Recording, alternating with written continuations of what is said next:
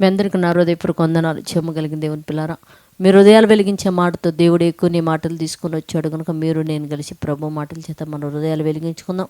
ఒకసారి మనం చూడగలిగితే లోకాసు వార్త 13వ అధ్యాయము 13వ వచనంలో, ఆమె మీద చేతులు ఉంచగానేనంట ఆమె చక్కగా నిలవబడి దేవుని మహిమపరిచిందండి. దేవుని పిల్లారంటే ఒక బలహీనమైన స్త్రీ, ఒక బలహీనమైన ఏమండి అపవాది పట్టిన ఒక స్త్రీ మీద అంట యేసుక్రీస్తు వారు చేయి బట్టి అంట పెట్టంగానంట ఆమె తిరిగి చక్కగా నిలబడి పరలోకమందున్న దేవుడు యేసుక్రీస్తు వారి కార్యం చేసినందుకు పరలోకమందున్న దేవుని మహిమపరిచిన రాయబడింది. దేవుని పిల్లారా, మన జీవితాల్లో ఆ అద్భుతాలు పొందినప్పుడు, స్వస్థతలు జరిగినప్పుడు యేసుక్రీస్తు వారి నామములు పరలోకమందున్న తండ్రిని మహిమపరిచేవారుగా మనం జీవించినట్టు ప్రార్థించేద్దాం.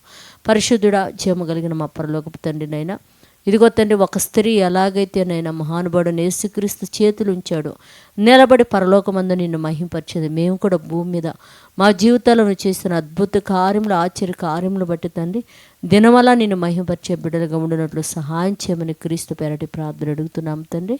ఆమేన్.